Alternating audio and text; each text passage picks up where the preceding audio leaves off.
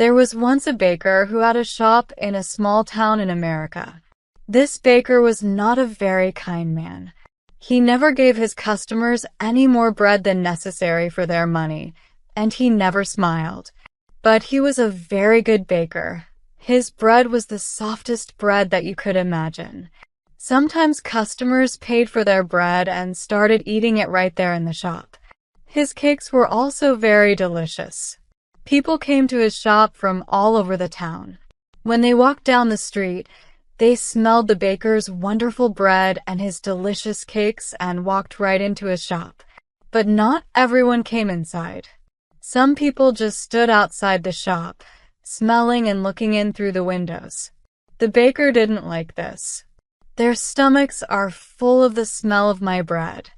I'm giving them a free lunch, and I get nothing for my hard work, he said to himself. Perhaps there's some way to put those delicious smells in bottles. Then I can sell them just like I sell my bread. One winter morning, very early, the baker was in his shop making bread. He wasn't singing happily while he worked. He was complaining to himself about getting up early, about the cold weather, and about anything that came into his head. In the middle of all this, he looked up and saw someone looking in through the window. It was a young man wearing an old coat. He was looking at the baker's bread, and he was hungry. He was smelling the fresh bread and smiling.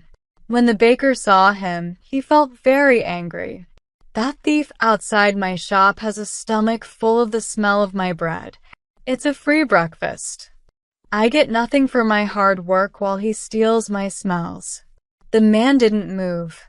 He just stood there, closed his eyes, and smelled the fresh bread happily. The baker was really angry now. He walked across the shop, opened the door, and shouted at the man, "Pay me." "Pay you for what?" asked the young man in great surprise. "For the smells that you've stolen," replied the baker. "But I've stolen nothing. I'm only smelling the air." "Air is free," said the hungry young man. "It's not free when it's full of the smells from my shop," replied the baker. "Pay me now, or I'll call the police." When the young man didn't pay, the baker took him by the coat and pulled him through the snow to the judge's house. He knocked on the door. After a long time, the judge opened the door in his nightclothes. He looked at the baker and the hungry young man standing outside in the street. It was 6 o'clock in the morning. "What could be so important so early in the day?" the judge asked. "This man is a thief. He stole the smells from my shop," said the baker. The judge was surprised, but all he said was, "Come in and tell me your story. But first, give me time to dress myself." He went back into the house. After a few minutes, he came back and took them inside. They all sat down together around a large table. "All right, tell me everything." "Baker, you start," said the judge. He listened quietly. First, the baker told him all about the hungry man who stole all his smells. The judge went on listening. Then the young man told him that air was free and that any man could have as much as he wanted. When they finished telling their stories, the judge was silent for a few minutes. The baker started telling him again how the other man took all his smells without paying. "Stop. Be quiet. I've decided what we'll do," said the judge. "Young man, do you have any money?" The young man put his hand in his pocket and took out a few coins. He showed them to the judge and said, "Sir, this is all the money that I have in the world." "Give those coins to me," said the judge. The young man put them into the judge's hand. "I've listened carefully to both your stories," began the judge. "It's true that the smells were coming out of the baker's shop, and these smells belong to the baker. It's also true that this young man took those smells without paying for them. And so I say that the young man has to pay the baker for the smells that he took." The baker smiled, perhaps for the very first time in his life. He held out his hand at once for the money, but the judge didn't give him the coins. "Baker, listen and listen carefully," he said. He shook the coins in his hands, and they clinked together. "That can pay for the smells," he said to the baker. "Give me my coins, sir," said the baker, not smiling anymore. "No," said the judge. "I've decided that the sound of money is the best way to pay for the smell of bread." And with that, he gave the coins back to the poor young man and told him to go home. Literary review bias. The baker is portrayed as a very skilled but unkind man. He hoards his pleasant smells, believing they should only be enjoyed by paying customers, and he's never seen smiling. His obsession with profit and his resentment toward those who merely enjoy the scents from outside his shop drive the conflict in the story.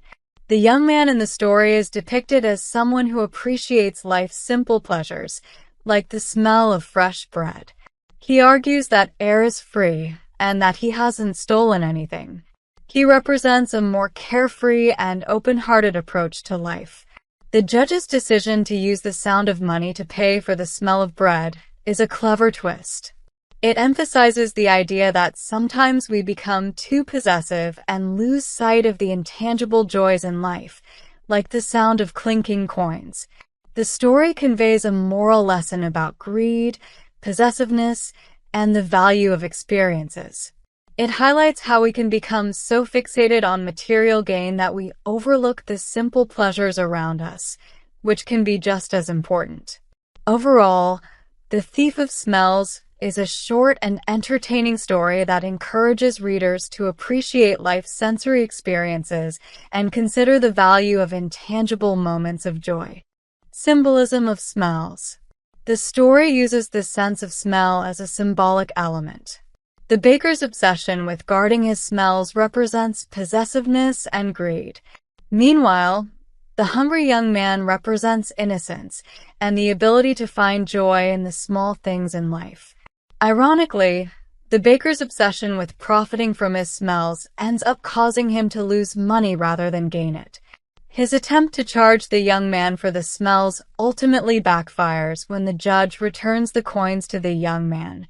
The judge in the story is portrayed as wise and fair. His decision to use the sound of money to pay for the smell of bread showcases his ability to see beyond material possessions and understand the intangible value of sensory experiences. The story has a lighthearted and humorous tone. Despite the baker's anger and seriousness, the judge's clever resolution adds a touch of humor to the story's message. The Thief of Smells indirectly comments on consumerism and the idea that some people value profit over all else.